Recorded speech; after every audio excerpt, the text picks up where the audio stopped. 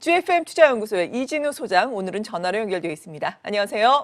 네, 안녕하세요. 네, 일단 미국 증시가 나스닥을 중심으로 비교적 큰 폭의 하락률을 기록을 했습니다. 일단 이 하락의 성격을 어떻게 평가를 하시나요? 네, 어쨌거나 지금 뭐 이렇게 요약해 주신 내용 중에 이제 나스닥의 낙폭이 큰 것이 눈길을 끕니다. 그 중에서도 제일 낙폭이 큰 건 또 테슬라죠. 정말 말도 많고 탈도 많은 종목이에요. 어떻게 보면은 지금 현존한 21세기에 현존하는 튤립들 가운데 가장 뭐랄까요? 뭐 영어식으로 하면 컨트로버셜한 아주 뭐 논쟁거리가 될 만한 그런 건데요. 다우지수 보시면은 뭐 일주일 전에 보던 차트와 별반 차이 없습니다. 일간 차트 보시면은 위에 수평으로 그어진 검은색 점선이 의미하는 바는 저때가 이제 팬데믹 이전이란 말이죠. 코로나로 인해서 시장이 급락하기 전의 레벨. 거기를 갖다가 백신 도움으로 화이자와 모더나의 백신 개발 소식에 올라왔습니다만 다시 다우를 한 번만 더 보여주시죠. 지금 어떻게 보면 다우 지수에 보시면은 3월 저점 이후에 그 우상향하고 있는 저선이 지금 과연 해넘기기 전에 시켜질 수 있을 것인가가 조금 이렇게 불분명한 그런 상황이 왔습니다. CNBC 헤드라인은 저렇게 잡아요.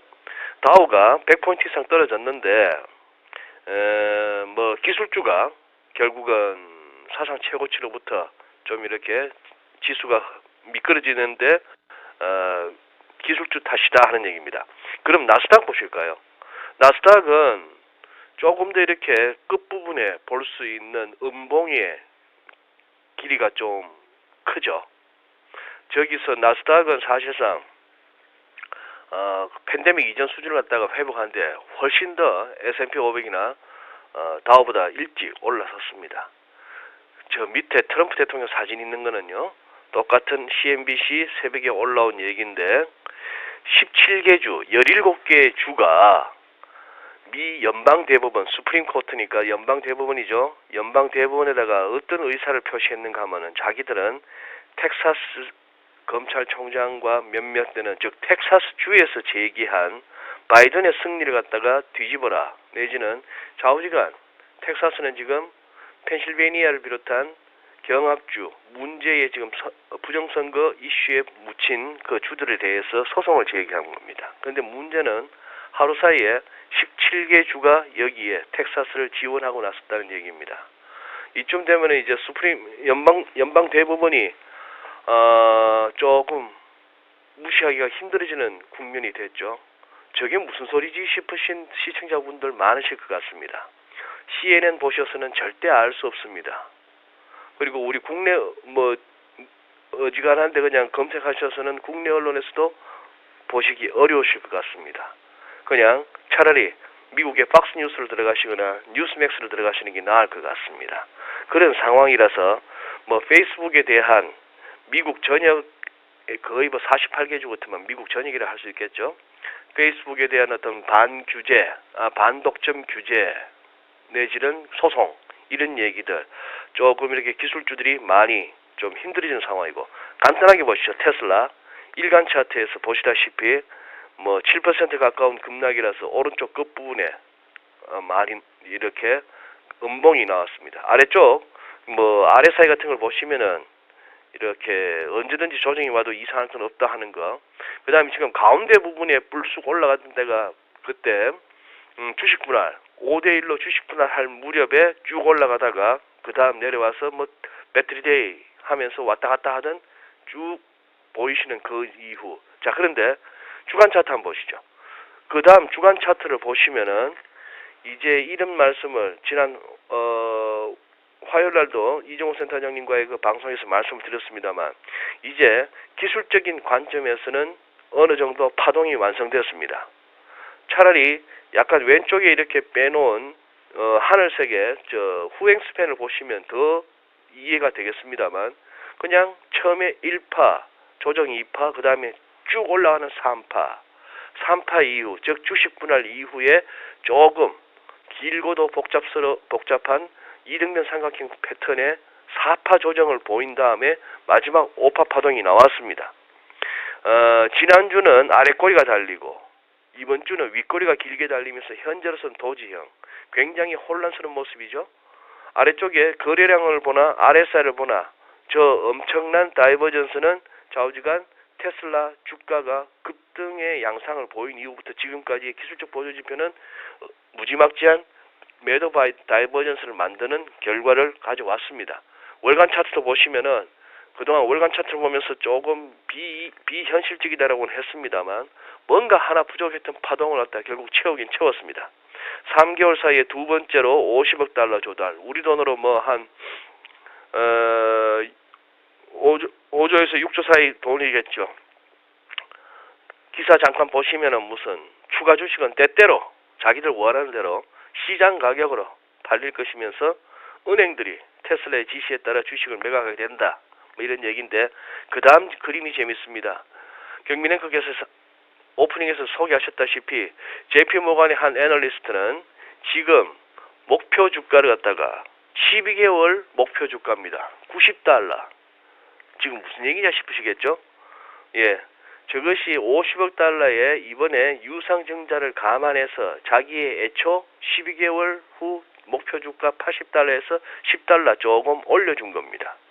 가운데 이렇게 보시면은 대부분의 애널리스트들의 평균 전망치도 364달러에 불과하다는 얘기예요. 지금 700불 가자고 하는 테슬라입니다만 이런 상황입니다. 조금 테슬라 관련해서는 정말 이제는 그야말로 조심할 때가 된 것 같습니다. 주식 분할 이후에 조금 성급했던 그 부분, 그러나 뭔가 기술적으로 뭐 아직은 이건 아닌데 싶었던 걸 이번 미 대선 이후 이렇게 전 세계적으로 뭐 쭉 뽑아 올리는 이 장에서 마지막 파동을 완성했다는 점을 좀 염두에 두실 필요가 있는 시점입니다. 네. 과연 지금이 고점이 될 것인가 혹은 조금 더 갈 것인가 주요 변곡점이 될 수도 있는 시기이니만큼 계속해서 말씀하신 것처럼 주의 깊게 지켜봐야 되겠습니다.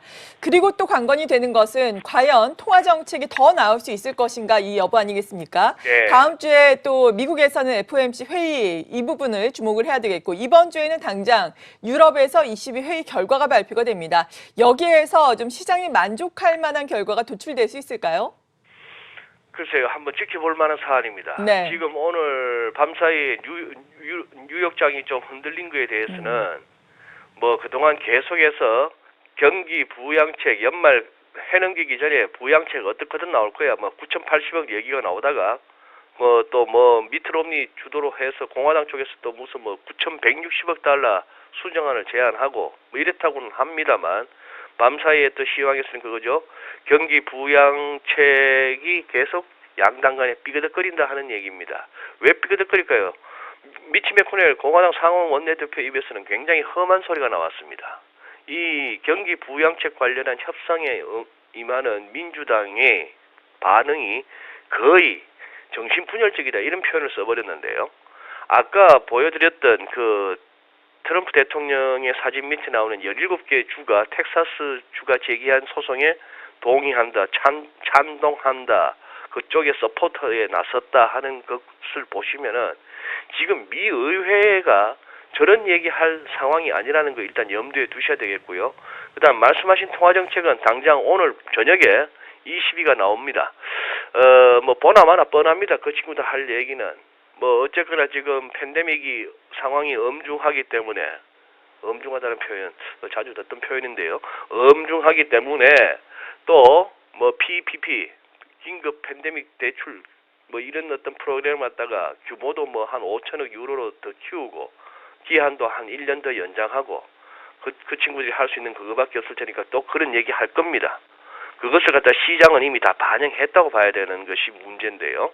그리고 다음 주 화수 이틀 동안 FMC가 열리니까 아마 다음 주 이 시간 진짜 전략 시간에는 12월 마지막 FMC의 결과도 볼 수 있겠습니다만 지금으로서는 립서비스 제공 이외에는 연준이 할 수 있는 건 없어 보입니다. 그들이 얘기해왔던 것은 지금 이센셜한 것은 지금 요긴하고 가장 본질적인 것은 재정정책이다라고 얘기했는데 지금 워싱턴의 분위기는 뭐 이렇게 국민들의 지금 뭐 받고 있는 고통 이런 거 생각해 가면서 서로 이렇게 협상하고 뭐 이럴 분위기가 전혀 아닌 듯합니다. 네. 그리고 우리 증시 이야기를 좀 해보도록 하죠. 어제 그 전날에 반등을 짓고 국내 증시, 특히나 코스피를 중심으로 상당히 강하게 반등에 성공을 했습니다.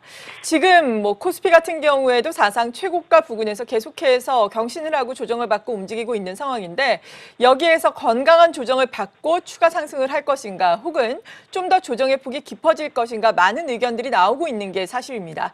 하지만 내년도까지 약간 중장기적으로 보자면은 그래도 3,000선 넘어설 것이다라는 의견들이 속속 증권가에서도 나오고 있는 상황인데요. 국내 증시 좀 점검을 해볼까요? 네. 우선 뭐 코스피 일간 차트 이렇게 보시면은 이렇게 미 10월 30일 이후 쭉 특히 저 노란색으로 음영 처리한 부분 보시면은 놀라운 상승세입니다. 뭐 우리만 저런 건 아닙니다. 뭐 대만 정치도 저런 양상이고요.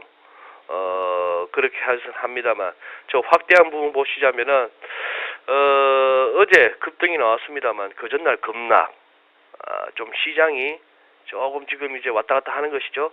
아래쪽에 기술적 보조 지표도 보시면은 RSI 무겁습니다. 분명 무거운 거 사실이고요. 외국인들 동향이 궁금한데 그래서 한번 다음 슬라이드 보시면은 10월 30일 날 그날 우리 얼마나 놀랐습니까? 무슨 저 뭐 외국인들이 그야말로 대규모 매도로 그렇게 깜짝 놀라게 했는데 10월 30일 이후 지금 투자자별 매매 동향을 본다면은 10월 29일 이후 10월 30일부터 했으니까 지금 한 18.4% 지수가 올라왔고요. 외국인은 4조 8천억 가까이 지금 순매수입니다. 그 기간 동안. 개인은 현재 이런 상황이고 기관이 엄청나게 팔아제꼈습니다. 기관 중에서도 뭐 이렇게 특히 보험, 투신 이런 쪽에 연기금조차도 이렇게 순매도인 상황인데 여기서 아래쪽에 이렇게 흐름을 보시다 보면은 뭔가 11월 30일 저 무렵부터 쭉쭉쭉 오렌지색으로 올라가던 외국인 매수세가 이제 꺾이는 뭐 약간 그런 느낌이 듭니다. 그래서 한번 저기 다음 슬라이드 한번 보시죠. 그러면 11월 30일 이후로 한번 살펴보신다면은 그러면 11월 30일 날 그때 무슨 또 그거였나요? 저 MSCI 뭐 리밸런싱 얘기 나오면서 또 이렇게 외국인 매물이 터져 나왔던 2조 4천억 뭐 이런 식으로 나왔던 날이죠. 그때 이후 지금 조금 보면은 전반적으로 제일 윗부분 보시면은 이제 결국 다시 또 개인적으로 넘어왔다는 느낌이 드실 겁니다. 이런 상황이에요. 그런데 이제 오늘 이제 옵션 만기일인데 그 다음 슬라이드 보시면은 이 11월 30일 이후에 그러면 이 파생 상품 시장에서 포지션은 어떻게 구축됐을까? 특히 외국인이 궁금합니다. 보니까 지선물에서는 11월 30일 이후입니다. 지금까지 금액 기준으로 한 1조 3천억 정도의 매도입니다. 그리고 코스피 200 콜 시장에서는 매도고요. 순매도고 풋에서 순매수라는 상황. 그래서 밤사이에 지금 또 미국 장이 잘 가네 마네 뭐 유튜브 주식 관련한 어떤 유튜브 제목들만 보면은 썸네일만 보면 아주 뭐 어질어질한 상황에서 뭐 겁날 게 아무것도 없고 걱정할 게 없는 그런 세상인 시절을 맞았는 듯 하다가 지금 이런 상황입니다. 오늘 조금 옵션 만기이라서 의외로 변동성이 좀 커질 가능성이 있어 보입니다. 네. 이런 가운데 삼성전자 어제 외국인의 순매도가 나왔지만 3%대 비교적 큰 폭의 오름세를 보이면서 73,900원까지 올라선 상황입니다. 오늘 이 삼성전자, SK하이닉스라든지 이러한 중대형주의 시장의 반응은 어떨까요? 예, 뭐 저로서는 저 같은 차티스트로서는 이런 상황에서 차트로 다시 한번 들여다볼 수밖에 없습니다. 삼성전자 지금 화면에 나오는 저거 말고 한번 제가 보내드린 삼성전자 주간 차트 한번 보시죠. 주간 차트. 저는 이번 주부터 어지간한 차트마다 이렇게 볼린저 밴드를 한번 띄워봅니다. 볼린저 밴드는 상승이든 하락이든 너무 그 기울기가 급격할 때 오버슈팅 내지 언더슈팅이 과하다 싶을 때 한번 접근해보는 방법인데요. 그 원리는 우리 시청자 여러분께서 다 아시다시피 결국 저렇게 밴드의 상단이나 하단을 벗으려면 그 안으로 들어올 수밖에 없다는 시장의 속성을 어느 정도 이용해 보겠다는 거 아니겠습니까? 보시다시피 삼성전자 지금 주가가 저렇습니다. 주간 차트에서 하나, 둘, 셋, 넷, 다섯, 여섯, 6주째 저렇게 밴드 상단을 벗어날 정도로 다소 과열 양상을 보이고 있고요. 하이닉스도 마찬가지입니다. 그 다음 슬라이드 보시면은 볼린지 밴드 상단을 벗어난 채 지금 수직 상승하고 있는 이 흐름, 조금 옵션 만기를 맞아서 약간의 반전이 있을 수 있겠다 하는 생각을 가져봅니다. 그것이 건강한 조정에 그칠 것인지 아니면은 전반적으로 좀 깊은 어떤 기간과 가격 조정을 동반한 조정으로 이어질 것인지 그 부분을 확인하는 게 또 우리 투자자들 입장에서는 또 하나의 숙제가 되겠습니다. 네, 그리고 무엇보다 중요한 것이 외국인의 동향이 될 텐데 이것과 연관이 깊은 달러화에 대한 원화 환율, 원화 강세가 급격하게 지속적으로 이루어지고 있습니다. 사실 달러화에 대한 원화 환율이 지난 5월까지만 하더라도 1240원 선을 기록을 했었는데 어느덧 계속해서 하락을 이어가면서 1110원을 깨고 내려왔잖아요. 네. 지금 1080원 부근에서 계속해서 약간 횡보를 하면서 움직이고 있는데 하단을 어느 정도까지 열어두고 봐야 될까요? 그러니까요. 지금 한번 이렇게 한번 보시죠. 달러원 일간 차트를 한번 띄워주시면 좋겠습니다. 제가 보내드린 슬라이드에 지금 이걸 갖다 살피기엔 시간이 조금 부족하고요. FX 스트리트의 기사하고 차트이긴 합니다만 그거 말고 달러원 일간 차트를 한번 띄워주신다면은 그 다음 차트입니다. 네, 어제 종가 1084원 80전입니다. 이게 지금 작년 말 1156원 40전 대비 71원 60전 낮은 레벨인데요. 한 6.2% 하락이고 절상률로 따지면 6.6% 원화 절상입니다. 연중 고점 지난 3월 달에 1296원 대비로는 무려 211원 20전 낮은 레벨입니다. 모처럼 연중에 200원 이상 움직인 해입니다. 올 한해는 16.3% 하락이죠. 원화 절상률은 19.5%. 이 얘기는 저 무렵 1200원 위에서 막 이렇게 환율이 나올 때 어떻게 보면은 그 무렵 달러를 갖다가 사서 해외 주식에 투자했던 가운데에 조금 테슬라 같은 종목이라면 아무 걱정이 없겠습니다만 그 이후에 주가 상승률이 조금 미진했다면은 오히려 환차익까지도 환율 관련한 이 비용도 감안해야 될 정도의 흐름이었습니다. 자, 문제는 그 다음 슬라이드 한번 보시면은 말이죠. 그 다음 슬라이드 보시면은 이제 달러원 일간 일목균형표를 살핍니다만 아래쪽에 이렇게 밴드를 치워주시고 최근 며칠 동안의 흐름을 한번 보시죠.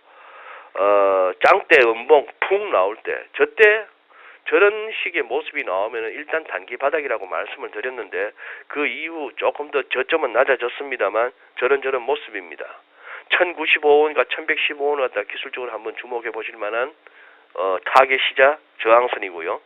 그 다음 우리와 비슷하게 왔던 달러 위안 환율 한번 봐주시면은요. 위안도 오른쪽 끝부분 조금 확대한 부분 보시면은 지금 추가 하락보다는 조금 바닥 다지는 모습입니다. 또 하나 대만 달러 보시죠. 증시의 흐름이나 환율의 흐름이나 굉장히 우리와 흡사한 대만 달러. 오른쪽 노란 부분을 조금 확대해 봤습니다. 우리 달러 환율 짱대 음봉 나왔던 이후에 더 잘 안 밀리는 것 같이 저런 상황입니다. 조금 느낌이 그렇습니다. 오늘 환율에 있어서나 미국 증시에 있어서나 흐름을 봤을 때 지금 최근 며칠 동안의 그 흐름에 다소 우리가 취할 수 있는데요. 조금 지금 경각심을 가질 때가 됐습니다. 변곡의 냄새가 조금 나는 그런 시점입니다. 네, 그렇군요. 그러니까 달러화에 대한 원화 환율 반등을 좀 염두를 해둬야 된다라는 말씀이시네요. 네네. 네, 잘 알겠습니다. 지금까지 진짜 전략 GFM 투자연구소의 이진우 소장이었습니다. 고맙습니다. 네, 감사합니다.